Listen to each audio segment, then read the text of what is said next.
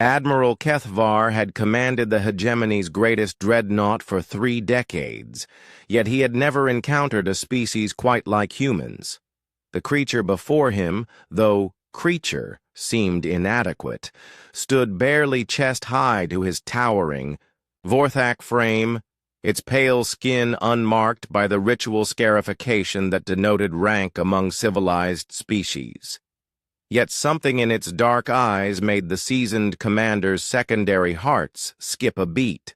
The human delegation had arrived at Nexus Station 3 rotations ago, requesting an audience with the Galactic Council.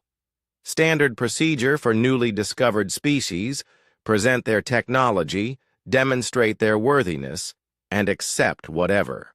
Junior membership status the Council deemed appropriate.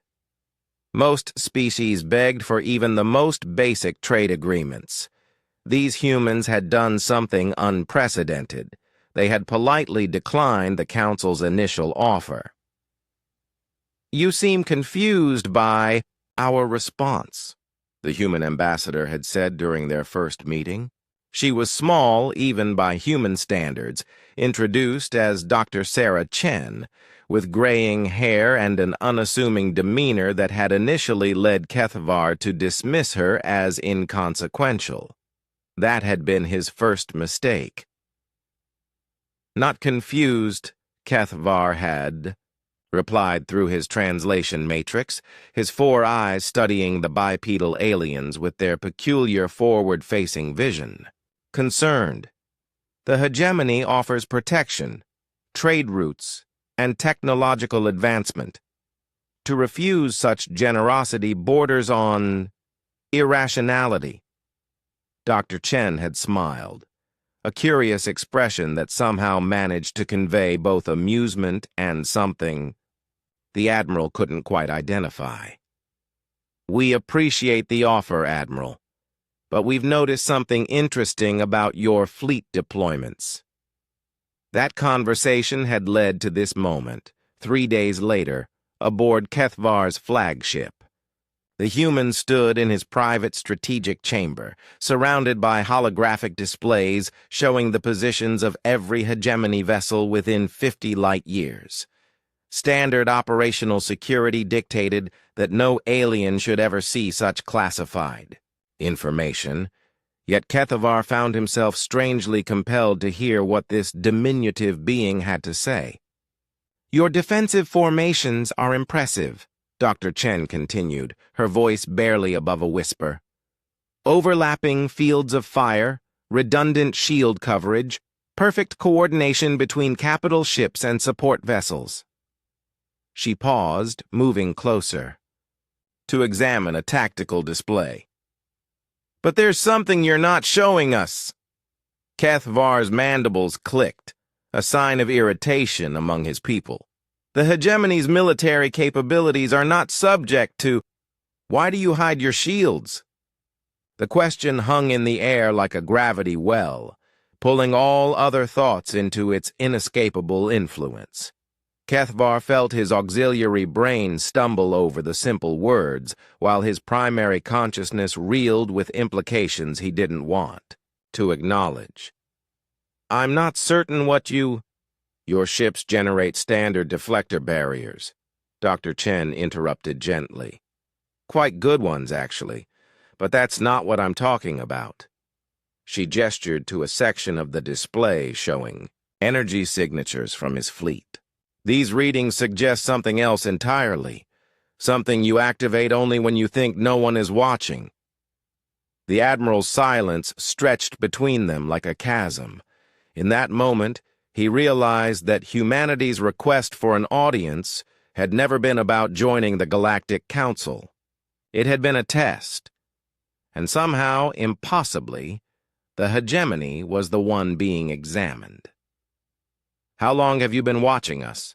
he asked finally. "Long enough," she replied.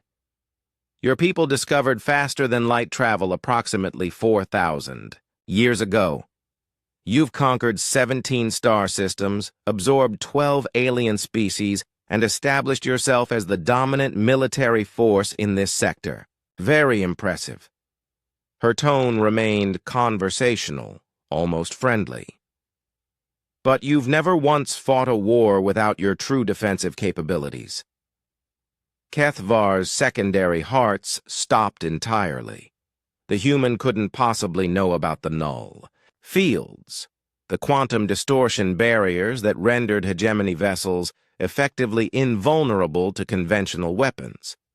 That technology was the most closely guarded secret in their civilization, known only to the highest echelons of military command. You're suggesting we possess capabilities beyond what we've demonstrated, he said carefully. I'm stating a fact. Dr. Chen moved to another display, this one showing historical battle recordings. 17 major conflicts, hundreds of engagements, and never once have you sustained meaningful damage to a capital ship. The mathematics alone should have resulted in at least some casualties through random probability. The Admiral watched her trace patterns in the holographic data with her finger, highlighting energy spikes that no other species had ever noticed. Humanity had been observing the hegemony for less than a solar year, yet they had identified patterns that had remained hidden for millennia. The question isn't whether you have this technology, she continued. The question is why you're so afraid to let anyone know about it. Fear. The word struck Kethvar like a photon torpedo. He was one of the most powerful military commanders in known space, captain of a vessel that could level planets, and this human had just accused him of cowardice. The hegemony fears nothing, he said, his voice carrying the harmonic undertones that indicated barely controlled rage. No? Doctor. Chen turned to face him directly, and once again Kethvar felt that unsettling sensation of being studied by a predator. Then why haven't you used your real shields? Why pretend vulnerability when you could demonstrate true strength? The answer came to him with crushing clarity. The null fields weren't just a military advantage, they were a crutch. For 4,000 years, his people had won every conflict not through superior tactics or courage, but through an insurmountable technological edge. They had never learned to truly fight, because they had never faced a genuine threat. You want to know why we hide our capabilities? Kethvar asked, his voice dropping to match her whisper. Because the moment we reveal them, every species in the galaxy will unite against us. They'll pour every resource into finding a countermeasure, developing new weapons, forging alliances we cannot break. Exactly. Dr. Chen smiled again, and this time Kethvar recognized the expression for what it was. Respect. You've built your entire civilization on the assumption that you're facing enemies. But what if instead you were facing equals? The Admiral stared at her, understanding dawning like a neutron star's collapse. What are you proposing? Humanity doesn't want to join your galactic council, she said.